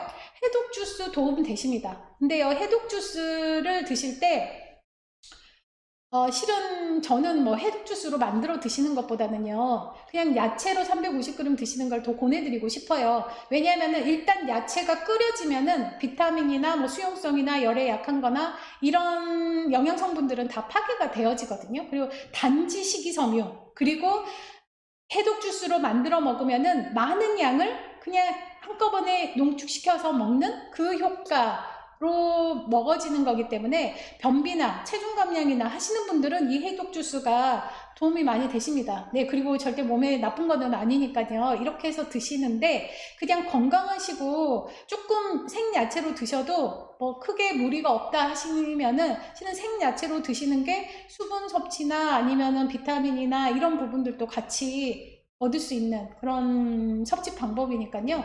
그거는 저는 그냥 생야채로도 드시면서 해독 주스도 그냥 드시고 이렇게 양쪽으로 좀 병행하시면 더 효과적인 영양 섭취가 되실 것 같아요. 다음 분도 이 체중 조절하고 관련되신 분이에요. 그래서 저는 난소암 한우입니다. 저도 살을 빼는 동시에 영양의 균형이 필요한 상황입니다. 이를 위한 식단은 무엇이 있을까요?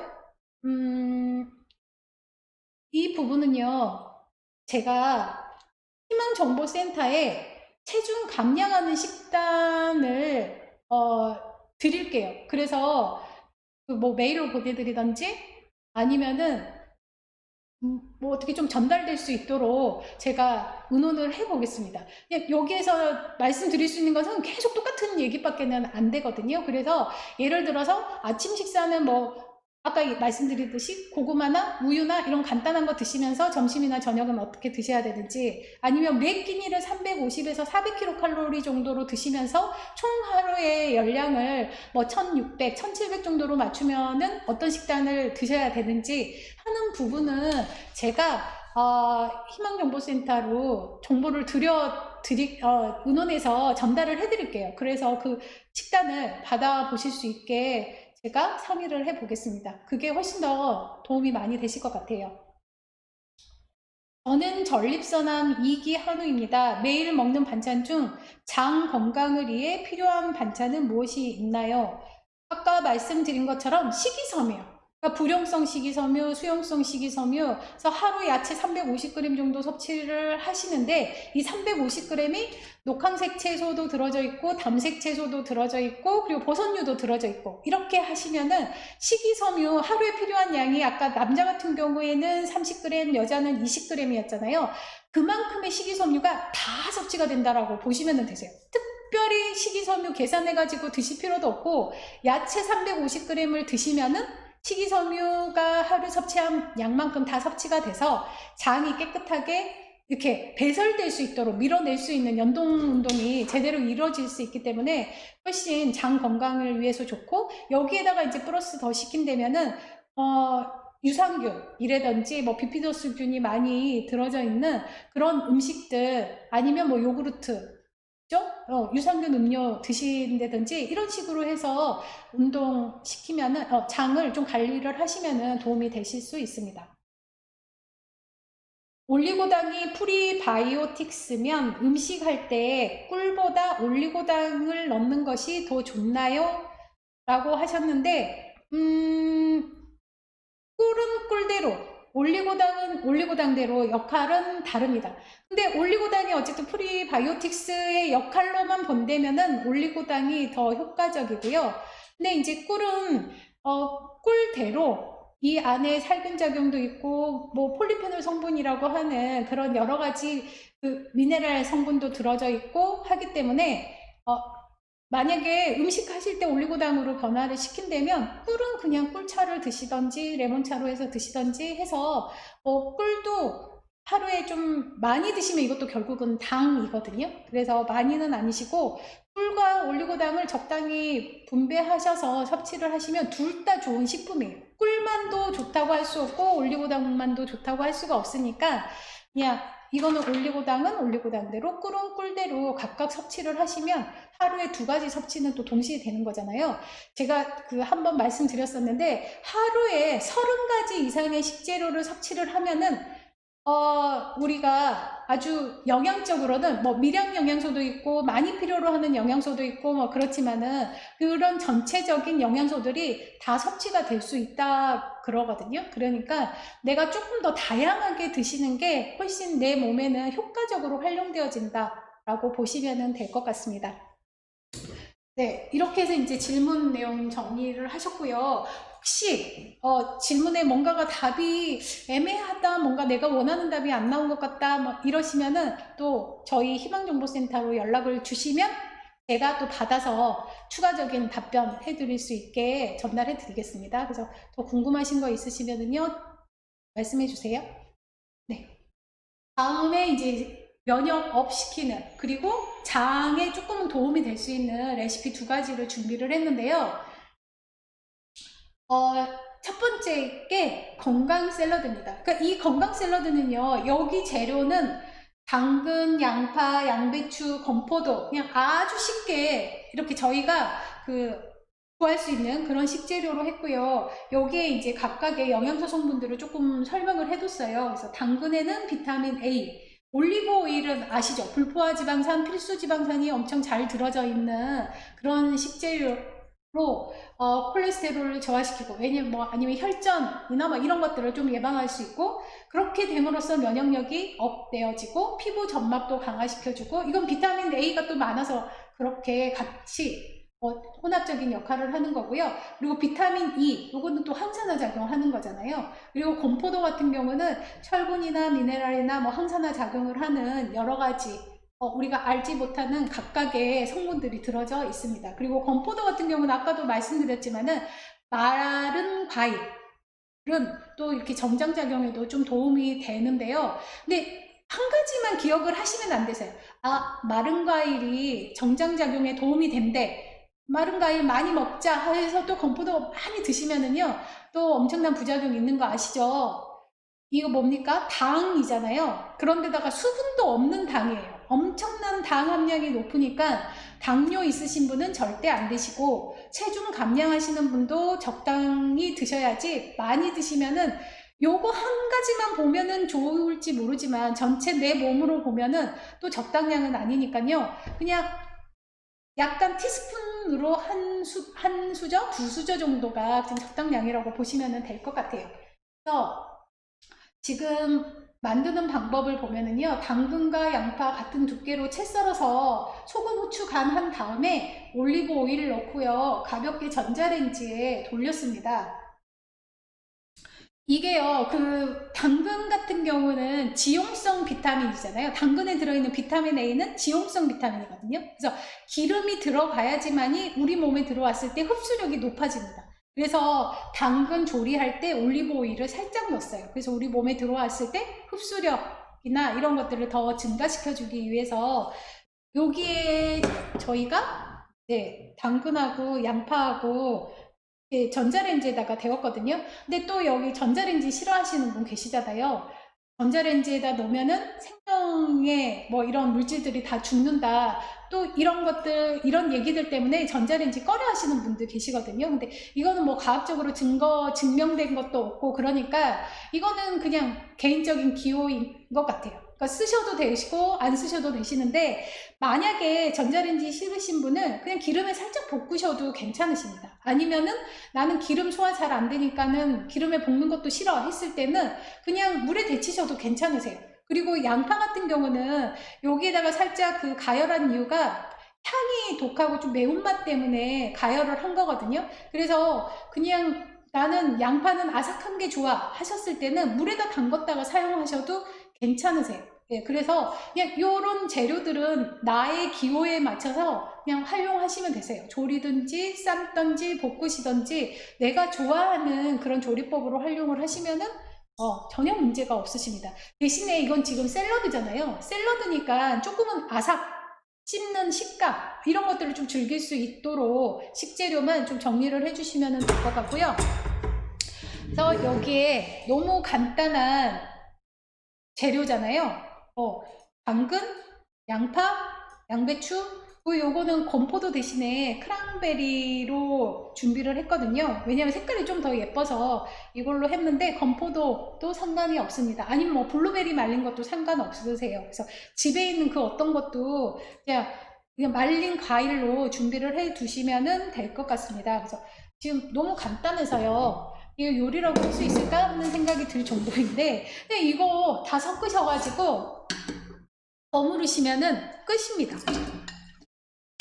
양배추도 넣고 양파도 넣고 당근도 넣고 크랜베리도 넣고, 그래서 그냥 이거를 잘 섞으신 다음에 지금 소스가 뭐냐면은요, 올리브 오일 소스 아시죠? 올리브 오일에 식초 넣고 설탕 넣고 소금 넣고, 이거 그냥 올리브 오일이거든요. 여기에다가 마늘 넣으면은 마늘 소스, 오렌지 향 꾹 짜서, 아니면 오렌지 까가지고 오렌지 알갱이 좀 통통통통 이렇게 씹는 식감 나게 해서 넣으면은 그거 그냥 오렌지 오일 소스 해당이 되고, 키위 갈아 넣으면은 키위 소스. 그래서 기본 베이스는 이거라고 보시면 되세요. 올리브 오일에 소금, 설탕, 식초. 이렇게 해서 이게 그냥 한꺼번에 다 들어가서 이제 소스를 만드시면 되는 건데요.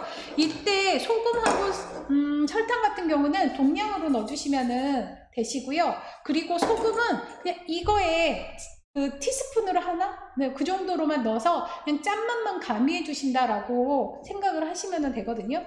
그래서 지금은 제가 그냥 보여드리려고 양을 좀 많이 넣어놨는데요. 이거를 그냥 동량으로 섞겠습니다. 그래서 올리브 오일은 2개, 올리브 오일이 제일 많이 들어가지거든요. 그래서 올리브 오일에 소금 간 약간 하시고, 그리고 식초. 뭔가 바뀌었네요. 그리고 설탕.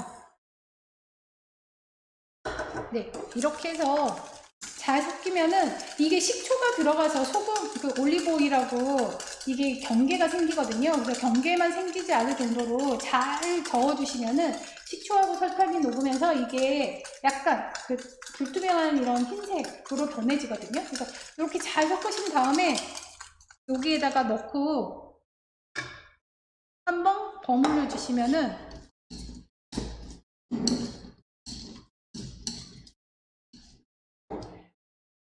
완성입니다.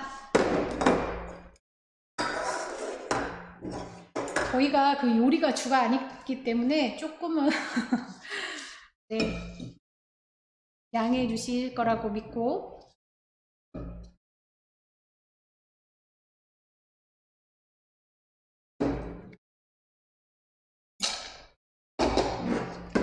이렇게 해서 그냥 한 끼 샐러드로 해서 드시면은 이게 식초가 들어가서요 되게 상큼하거든요. 그리고 설탕도 들어가서 새콤 달콤, 그리고 올리브 오일 들어가니까는 불포화 지방산 들어가 있죠, 야채 들어가져 있죠, 그 다음에 이거 당질 들어가져 있죠. 여기 지금 하나 빠진 게 단백질이잖아요. 그래서 여기에다가 뭐 혹시 찐달걀 하나라든지 아니면은 치즈 있잖아요, 치즈 이렇게 찢어가지고 위에다가 뿌려서 같이 올려주시면은 영양적으로는 전혀 문제 없는 것 되고요. 그리고 또 여기에다가 하나 더 첨가해서 넣을 수 있는 게 견과류. 견과류 좀 위에다 해서 이렇게 뿌려주시면은 또 고명으로도 아니면 이렇게 꾸미는 그런 식재료로도 충분히 활용 가능하시니까 이거 이대로 해서 드시면은 전혀 문제 없으시고요. 여기에도 보면은 당근 2분의 1개, 양파 2분의 1개, 뭐 5입 이런 식으로 돼 있어서 요것만 하더라도 야채 양은 거의 50, 150, 뭐 한 250 정도 충분히 야채양 해당이 되거든요. 여기에다가 이제 뭐 오이다 이런 것들 같이 곁들여서 드시면은 뭐 훌륭한 한 끼 하루에 야채 함량 해당이 되어집니다. 오늘은 또 간단하게 이런 집에 있는 야채에 어떤 거든 상관없으세요. 근데 또 이렇게 아무거나 또 이것저것 다 넣다 보면은 이 맛도 저 맛도 아닐 수가 있거든요. 그래서 지금 여기에 들어져 있는 야채들은 조금은 식감들이 있는 거예요. 아삭아삭한 이런 식감들이 있는 거라 여기에 가지를 넣는다든지 시금치를 넣는다든지 이거는 안 되십니다. 그런 야채는 빼시고 아삭한 야채들을 조금 활용하시고, 파프리카 같은 것도 되게 좋겠죠. 그런 것들 같이 넣어서 하루에 샐러드 식으로 해서 드시면은 조금은 봄의 맛을 느낄 수 있지 않을까 싶고요. 이거는 이제 샐러드 해서 이제 저희가 만들어 봤는데, 그 다음 메뉴 하나 더 알려드릴게요. 이거는 버섯 모듬 볶음입니다. 그래서 아까도 말씀드렸잖아요. 버섯에는 불용성 식이섬유도 많이 들어져 있고 수용성 식이섬유도 많이 들어져 있어서 버섯을 저는 좀 많이 드셨으면 좋겠어요. 그리고 말린 버섯 같은 경우는 비타민 D도 많이 들어져 있으니까 그런 버섯을 좀 잘 드시면 실은 정말로 장 건강 그리고 변비 예방에 아주 훌륭한 식재료입니다. 버섯들 잘 섞으셔가지고요. 요건 그냥 말 그대로 살짝 기름에 볶아가지고, 이거 기름에 오래 볶으면은요 그 버섯에도 수분이 많이 들어져 있어서 형태라든지 아니면은 이런 식감이라든지 아니면 완성품 자체의 수분이 너무 많아져서 맛이 없거든요. 그래서 그냥 살짝만 볶으셔가지고 드시면은 이것도 아주 훌륭한 장 건강을 위한 메뉴에 해당이 되어집니다. 그래서 여기 같은 경우는 또 브로콜리가 들어가서 조금은 상큼하게 보이잖아요. 그래서 이렇게 보기에도 예쁘게, 보기에도 좀 먹음직스럽게 해서 드시면은 또 기분 전환도 될 수 있고 하니까 오늘 저녁 메뉴는 뭐 야채가 아주 풍성해지는 장 건강을 위한 레시피 될 것 같고, 그리고 워낙 간단하잖아요. 그냥 썰어만 놨다가 섞으면은 끝인 그런 요리니까 한번 시도를 해보시면 좋겠습니다. 네, 여기까지 오늘 장 건강을 위한 레시피하고 장 건강을 위한 저희의 식생활에 관련돼서 말씀드렸는데요. 혹시 더 궁금한 점 있으시거나 저 말은 좀 내가 알고 있는 거랑 틀리다 라든지 그런 의문사항들 있으면 언제든지 저희 희망 정보센터로 연락 주시면은 제가 답변을 해드리고, 혹시 제가 뭐 틀렸다면은 열심히 더 자료들 찾아서 답변해 드리도록 하겠습니다. 오늘 여기까지 마치겠습니다. 다음 달에는 그냥 정말로 뵀으면 좋겠네요. 네, 오늘 감사합니다. 수고하셨습니다.